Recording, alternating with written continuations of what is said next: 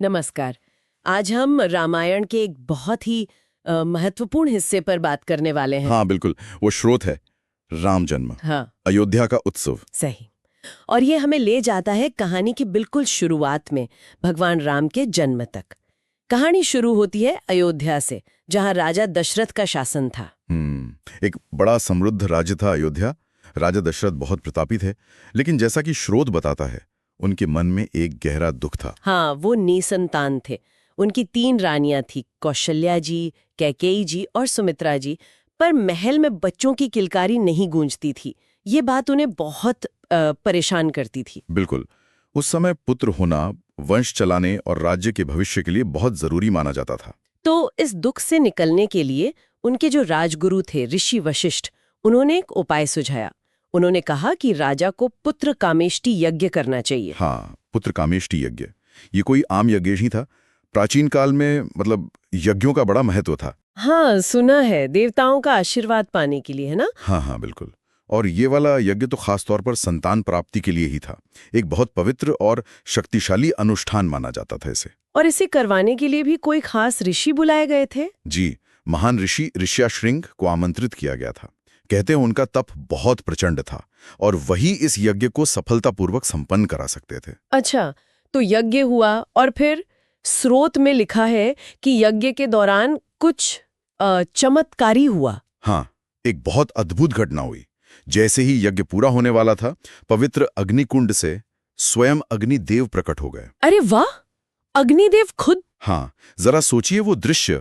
अग्निदेव हाथ में एक सोने का पात्र लिए हुए, जिसमें दिव्य खीर थी, एक पवित्र प्रसाद। दिव्य खीर? हाँ, अग्निदेव ने राजा दशरथ से कहा कि देवता उनकी भक्ति से, उनके यज्ञ से बहुत प्रसन्न हैं और ये जो खीर है, ये प्रसाद है, इसे अपनी रानियों को खिलाने पर उन्हें जल्द ही योग्य पुत्रों की प्राप्ति होगी। तो ये खीर ही वो वरदान थी? बिल्कुल, ये देवताओं का सीधा आशीर्वाद था, पुत्र प्राप्ति का माध्यम। अच्छा, अब यहाँ एक बड़ी दिलचस्प बात आती है। राजा दशरथ ने वो खीर बांटी कैसे? स्रोत बताता है कि आधा हिस्सा तो उन्होंने अपनी सबसे बड़ी रानी कौशल्या जी को दिया। हाँ बिल्कुल, आधा हिस्सा। फिर 1/4 हिस्सा रानी कैकेयी को दिया। सही। और जो बाकी का आधा बचा, मतलब वो भी तो आधा ही हुआ ना? नहीं, चौथाई और चौथाई। हाँ, जो आधा कौशल्या जी को देने के बाद बचा, उसका आधा कैकेयी जी को दिया, तो 1/4 हुआ। अब बचा 1/4। हाँ, 1/4 बचा, वो उन्होंने रानी सुमित्रा को दिया। पर स्रोत कहता है कि उन्होंने उसे 2 बार ग्रहण किया। मतलब? हाँ, ये थोड़ा समझने वाला है।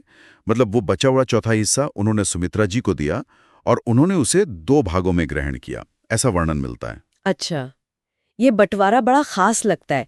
इसका कोई मतलब? हाँ, कई व्याख्याओं में इसका सीधा संबंध जो पुत्र हुए उनसे जोड़ा जाता है। देखिए, रानी कौशल्या, जिन्हें सबसे बड़ा आधा हिस्सा मिला, उन्होंने श्री राम को जन्म दिया। भगवान विष्णु के अवतार। हाँ, रानी कैकेयी, जिन्हें चौथाई भाग मिला, उन्होंने भरत को जन्म दिया।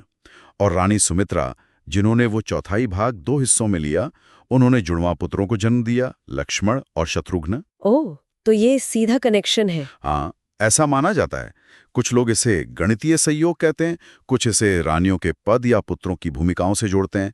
स्रोत खुद इस पर बहुत ज्यादा विश्लेषण नहीं करता, पर यह घटनाक्रम महत्वपूर्ण है। बिल्कुल। और फिर जब इन 4 राजकुमारों का जन्म हुआ होगा, अयोध्या में तो जैसे उत्सव शुरू हो गया होगा। अरे जबरदस्त! स्रोत बताता है कि पूरी नगरी सजा दी गई, हर तरफ संगीत, उल्लास, खुशियां।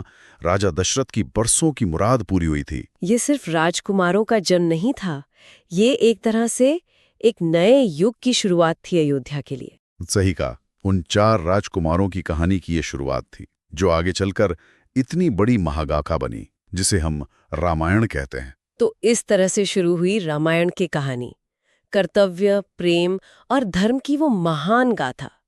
ये भगवान राम की यात्रा का बस पहला कदम था। बिल्कुल। और ये सोचकर भी थोड़ा आश्चर्य होता है ना, कि जिसका जन्म ही इतना दिव्य हो, देवताओं के आशीर्वाद से, इतने चमत्कारिक ढंग से, नियति ने उसके आगे क्या-क्या चुनौतियां रखी होंगी। क्या इतनी अलौकिक शुरुआत जीवन की जो नैतिक मुश्किलें होती हैं, जो धर्म संकट आते हैं, उन्हें आसान बना देती हैं, या शायद उम्मीदों का बोझ और बढ़ा देती है? ये सोचने वाली बात है।